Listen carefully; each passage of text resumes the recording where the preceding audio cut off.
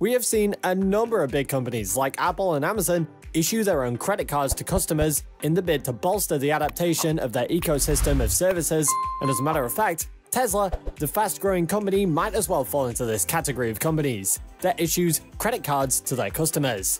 Did you also know that the Tesla credit card could very well be possible in the near future? Well, make sure you stay until the end of this video so you don't miss out on any juicy details. Now, let's begin. Companies like Apple and Amazon over the years have launched credit cards to sustain their customer ecosystems. These credit cards have rewarded customers with several benefits, and because Amazon and Apple have a wide audience stretching over 100 million people, their credit cards have been judiciously utilized by these companies. On the Apple and Amazon credit cards, you might notice that the Apple Card offers 3% cashback on anything from Apple stores that can be used anywhere at any time, which can also be used to pay a friend or even groceries. Amazon Prime, on the other hand, offers a 5% cashback on purchases from Amazon stores, as well as Whole Food Market stores. While Tesla credit cards might not be plausible at this present moment, it is, however, indisputable that with the coming decades, it will see a significant growth of the company, and by then, the company could easily issue out credit cards to its customers and in turn make billions from the usage of these credit cards. I have come to believe that Tesla could actually issue credit cards to promote the adaptation of their services, such as solar, cars, and batteries. The Tesla credit card, as a matter of fact, could offer similar incentives as both Apple and Amazon credit cards. And in truth, the Tesla credit card reward options could massively draw a lot of attention to sustainable energies. It should also be noted that even the Apple and Amazon credit cards have specific mediums where customers can earn whenever they use their credit cards. And they include Apple stores such as Apple Store, Apple.com, and iTunes, where they can earn 3% cashback on anything bought there. Emphasis on anything. Furthermore, the Amazon Prime card, on the other hand, offers 5% cashback on purchases made at Amazon and Whole Foods. You should also know that most cash rewards from these companies, however, have an annual maximum limit. While the rewards might be generous, there could be a limit you could reach, or an annual cap.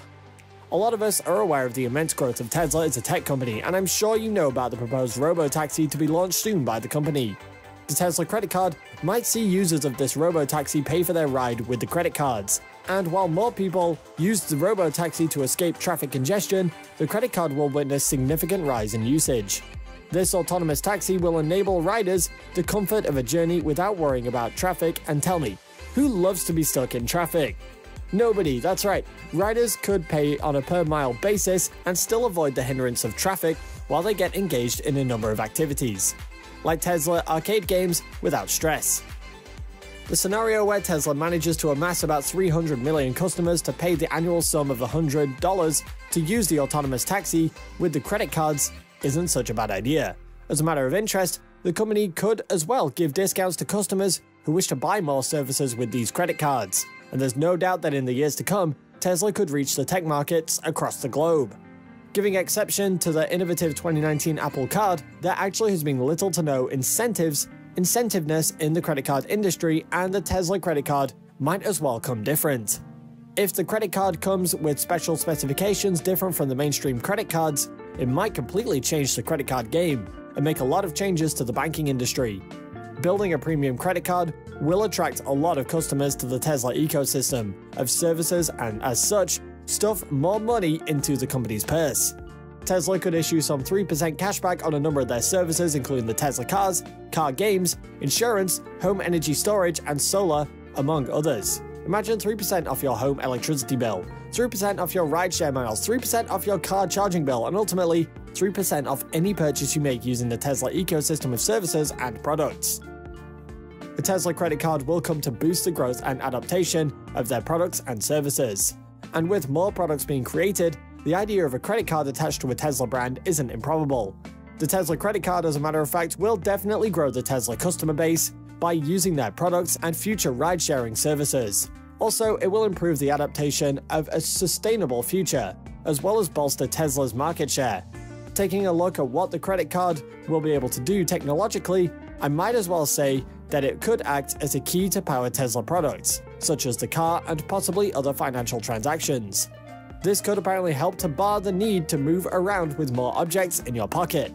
Furthermore, the Tesla credit card might be used to hail and board robo-taxis.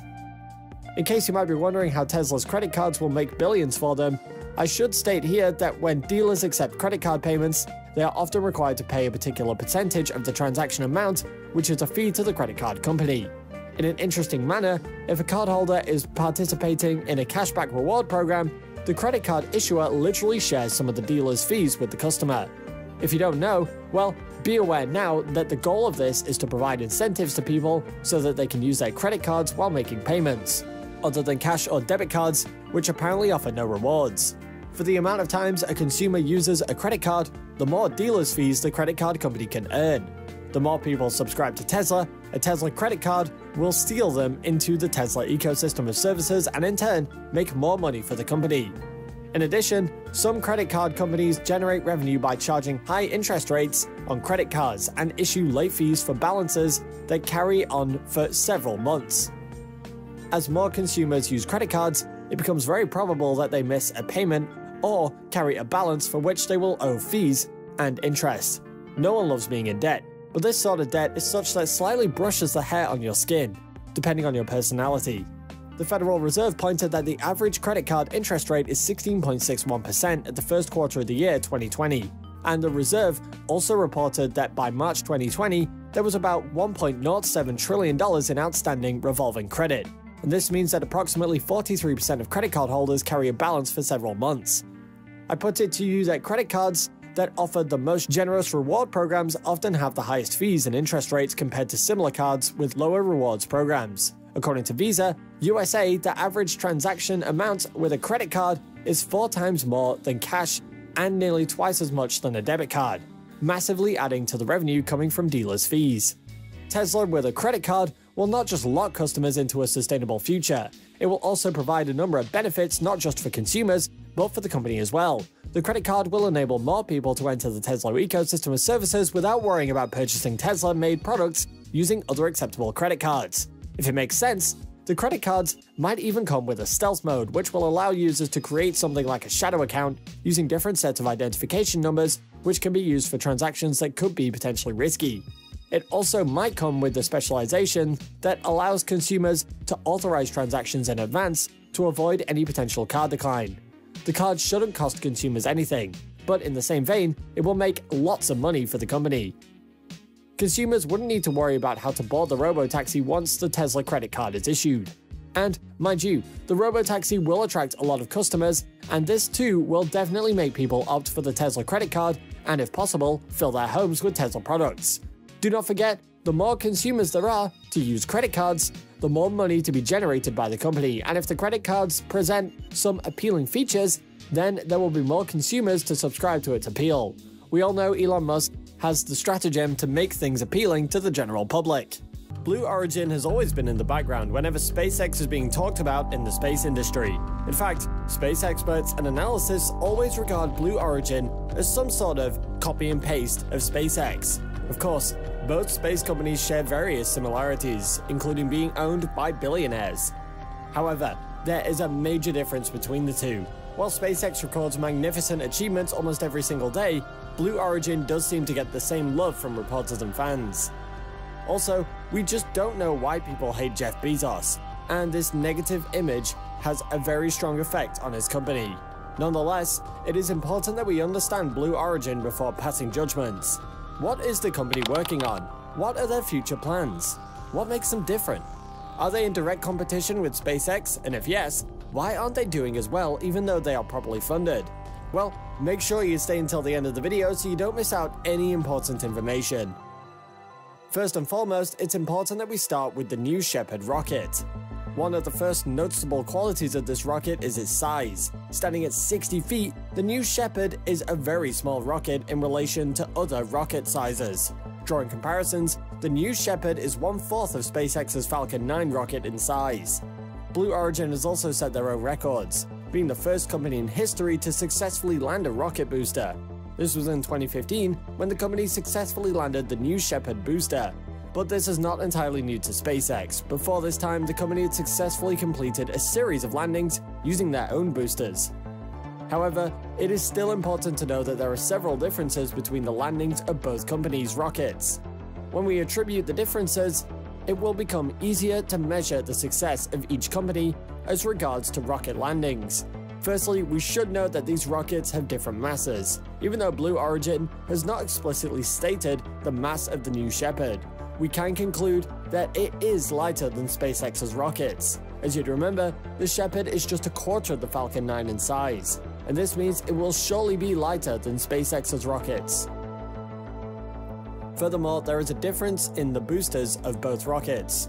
The boosters of the New Shepard start returning to Earth much earlier when compared to the Earth return time of the Falcon 9. For context, the boosters of the New Shepard start returning to Earth when they reach 100 kilometers in altitude. However, the boosters of the Falcon 9 only return to Earth when they have reached 200 kilometers in altitude. This draws us to an interesting conclusion. Not only do they share a major difference in weight, with the Falcon 9 booster being heavier, the Falcon 9 booster also travels at an incredibly faster pace than that of the Blue Origin. Let's take a look at another major difference. During flight, the New Shepard of Blue Origin reaches up to Mach 3. Falcon 9 on the other hand reaches a Mach of 5 to 5.7 before the boosters start to return back to Earth. Elon Musk of SpaceX has mentioned on several occasions that the landing of his rockets are one of the hardest parts of the job, which is due to the size of the rockets. Blue Origin's New Shepard, on the other hand, also has an impressive record of rocket landings. But there's more. The New Shepard is totally reusable. Jeff Bezos has pointed out that the New Shepard is going to be a pioneer in the field of space tourism business. Let's take a look at the inside of this bad boy. The capsule has a volume of 15 cubic meters, and if ever used for space tourism or visits to the International Space Station, it will be able to comfortably hold 6 people at the same time. Also, it has been confirmed that the flight will last only for 11 minutes, and passengers will feel weightlessness and see the most breathtaking views from space. If you wouldn't mind spending over $200,000 on a ticket, then you should jump on this offer. Also, tickets for Virgin Galactic's similar project cost around $200,000 to $250,000. But it looks like more people will opt for Blue Origin's New Shepard as it has completed more successful flights, carrying equipment and needed items. Also, there is the New Glenn rocket that has been announced by Blue Origin. This is an even bigger rocket as it stands at 95 meters. However, in comparison, it is still smaller than SpaceX's Starship rocket by 20 meters. The New Glenn is impressive. It currently has a payload capacity of 45 metric tons to low Earth orbit. Interestingly, the New Glenn can be used for as many as 25 launches, meaning it could be more reusable than the New Shepard rocket. Currently, reports have it that a major part of the New Glenn rocket is being funded by the US Air Force, after winning a contract from the US Air Force in 2018, a contract worth $500 million.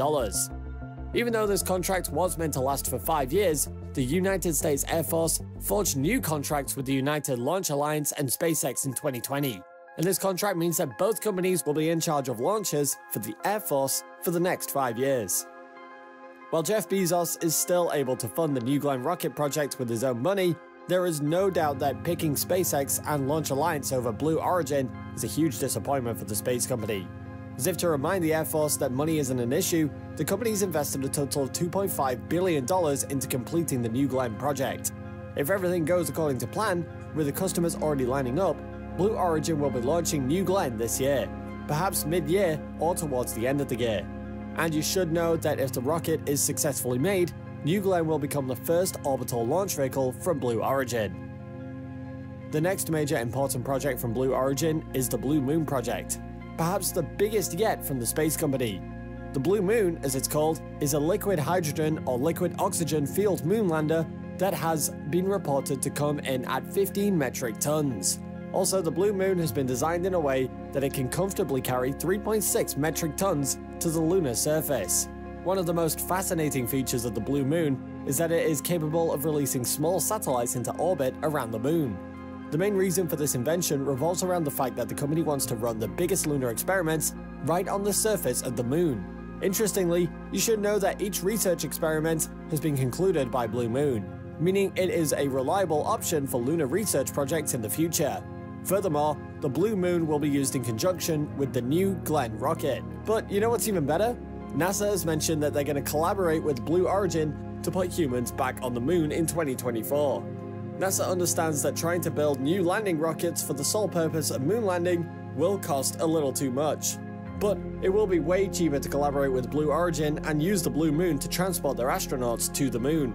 This might not sound like a lot, but that is everything Blue Origin is working on today. While it may not be so much when you think of how much progress SpaceX has achieved in the past few years, Blue Origin is actually going very well for themselves, and their plans for the future shows how determined they are to achieve great results. To understand the future of Blue Origin, you've got to understand their mission. Elon Musk has mentioned on several occasions that he wants to colonize Mars. 20 years ago, that would have sounded extremely crazy, but today, it's totally different. Humans now actually believe that living on Mars is possible. It might take a long while, but that does not mean that it isn't possible. However, Jeff Bezos shares a totally different view. In fact, he thinks space colonization is not what humans need at this time. His principle is this: we don't need a new home, we just need to make this one better. It is right there on the official website of the company. It says, Blue Origin believes that in order to preserve Earth, our home, for our grandchildren's grandchildren, we must go to space to tap its unlimited resources and energy. Jeff Bezos firmly believes that Earth is the best planet, and the sanest thing we can do is try to make Earth better, using resources we get from space. But this does not mean that he does not support space colonization, it just isn't the top priority for humans at this time. Jeff Bezos has also stated his concern for the air. Air pollution is a menace that is capable of destroying our only home. To combat this, the first thing we have to do is try and convert as many industries as possible to clean energy. He then suggests that industries that cannot be converted to clean energy should be moved to space, where they wouldn't have an effect on our atmosphere. Importantly, the company is also working on making the new Shepard rocket ready for crewed missions. At the same time, the company is working on the Blue Moon and the New Glenn rockets. When we talk about the long-term goals of Blue Origin, the company hopes to solve major energy crises across the globe and further end the air pollution crisis that has gripped our atmosphere. This means that the company is moving the manufacturing and production of energy into space. Also, would that mean that industries that are currently unable to be transformed into clean energy would have no other choice than to completely move into space? Do you think Blue Origin is perhaps catching up to SpaceX? Or is it just a wild dream? Or do you think when they achieve their goals, let's stand a chance against Elon Musk's SpaceX? Tell us what you think in the comment section below. Elon Musk is a man that revolutionizes any industry he finds himself in. Tesla today has changed the way we look at the automobile industry with its array of electric cars. Similarly, SpaceX has disrupted the aerospace industry. While it might seem like SpaceX is relenting, the opposite is the case. With the company announcing the Starship, the race to be the best is about to be won by a very large margin. But what is the Starship and why is it so important to the industry? Why did SpaceX decide to build a stainless steel rocket ship? Well, make sure that you stay till the end of this video so that you can find out why the Starship is considered one of the best rockets ever made. The new Starship is making waves for a number of reasons, other than the fact that it is something from Elon Musk. However, what has been highly regarded as its best feature is its steel frame. To understand why this is remarkable, you should know that steel is many times heavier than aluminium, carbon fiber, and a number of other materials which are usually used in building rockets. While you might think that this does not really matter, it becomes extremely important when this rocket is trying to break through the atmosphere. Think about it for a second. Something heavier is supposed to have a harder time breaking through, right? Exactly why it is remarkable that Elon Musk has created an impressive rocket out of one of the most difficult materials. It becomes even more remarkable when you realize that 1 ounce of weight can be the reason why a rocket launch fails. Here's a quick fact. The WD-40 was initially invented to act as a spray for the Atlas missile. This was because water would form on the outside of the rocket and would further reduce the weight that would have been added by the paint of the missile. But if weight is so important, why did SpaceX not just use the normal material instead of using stainless steel? The answer is simple and quite predictable, because most corporate organizations always need to minimize cost and maximize profit. They always have to find the cheapest and most efficient alternatives for every item. And this is exactly what SpaceX did. The reason for this is price, according to Elon Musk. In a recent interview with Popular Mechanics, Elon Musk explains that the switch was motivated by the price of the various items. If they'd chosen carbon fiber, an alternative with less weight, they would have been paying $135 per kilo. At the end of the day, the company would still lose 35% of the total material through scrapping. Also, it is not every piece of the fabric that you will be able to use. So, according to Elon Musk, when you do the math, you would have spent over $200 per kilogram for carbon fiber. Why spend all this money when you can get stainless steel for $3 per kilogram? The difference is astounding, right? Besides that, stainless steel comes with a number of advantages, and its most important factor is its high melting point. This means it has a stronger resistance to high temperatures. Its rugged ceramic tiles also allow for maximum heating areas. Stainless steel is also fully reusable, and it is also low maintenance. Most importantly, for a company like SpaceX, which survives on rapid productions, tight deadlines, stainless steel is a perfect choice because it supports rapid production and installation. Alternatively, with carbon fiber and aluminium, due to their reduced heat shield capabilities, you're limited to about 300 degrees Fahrenheit. Musk said that this figure sometimes does not even reach 300 degrees Fahrenheit at times. But if you really push it, these materials can reach 350 to 400 degrees. Also, there are some carbon fiber materials that will comfortably reach a degree of 400. The Starship has been created to be an interplanetary vehicle. That is a vehicle that can transport people from planet to planet.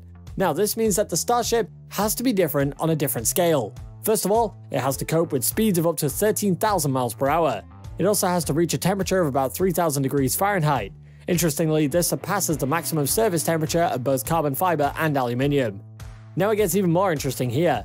Several rockets and items have made it into Mars's atmosphere, but none of these rockets were as heavy as the Starship. If the Starship successfully breaks into Mars, which will be a difficult task on its own, it will also not be an easy task slowing down.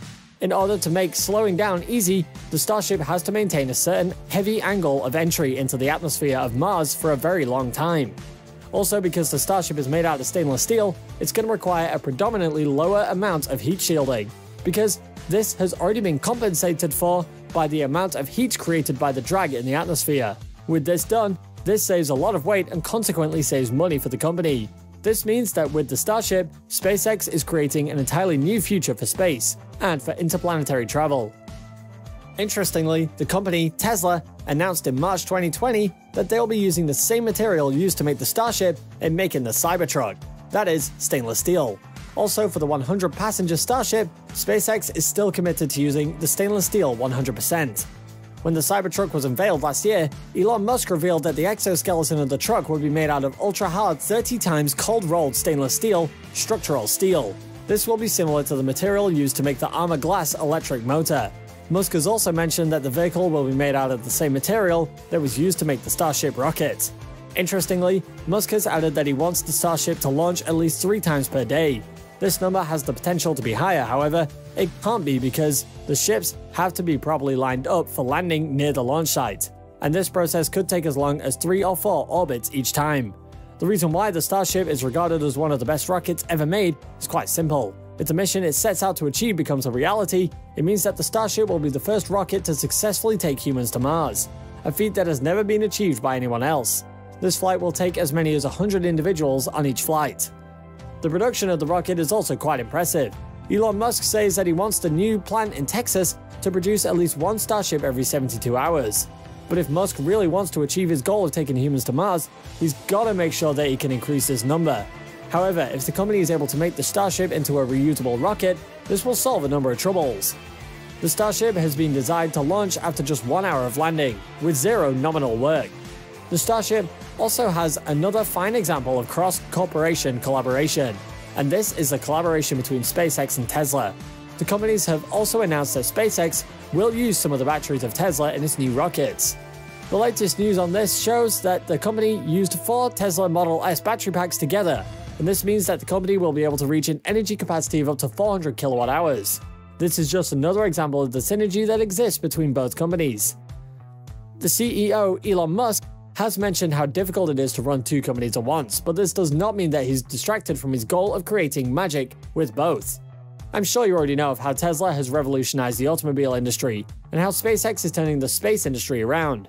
They've made space travel cost-effective, something that NASA has failed to do in all these years. Naturally, space travel and exploration isn't cheap. Project Apollo, for instance, cost more than $25 billion to complete. In 2020, after adjusting for inflational rates, this will be worth $153 billion. Yes, you heard that right. However, with the improvements in technology and the advent of private space companies, it will take around $20 to $30 billion to complete a project like the Apollo project now, according to NASA. NASA has also announced that there will be partner projects with SpaceX in the future, a project that will take man to the moon. With the advent of private space companies, most of them have been able to do things that NASA was unable to do. The most impressive being SpaceX's recovery of 3 heavy rockets in a single mission. This means that a sizable portion of the investment can be recovered in future flights. Interestingly, the cost of traveling to Mars is plummeting, and this only brings closer the era of space tourism. By this time, you already know that NASA has opened up the International Space Station to tourists. Companies are already giving out rides to so-called private astronauts. In the nearest future, flight seats will be sold out to private individuals. SpaceX is already working with Axiom Space to sell seats on their SpaceX capsule, which will be going to the International Space Station.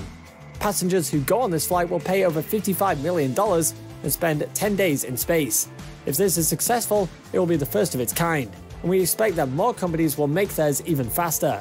This is also a major shift for NASA, as they used to prohibit private astronauts from flying to the station in the past. To reach the station, private astronauts had to fly on Russian capsules before they could reach the station. If you have $55 million you wouldn't mind putting on a space ride, then this is the option for you. When this happens, NASA will get $35,000 for each night a tourist spends in the station. And this includes the cost of air, food, energy, data, and the use of the toilet.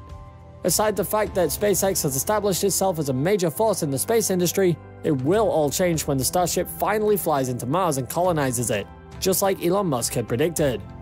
Thank you for watching one of our videos. While you're here, go ahead and click on one of these videos on your screen. See you there!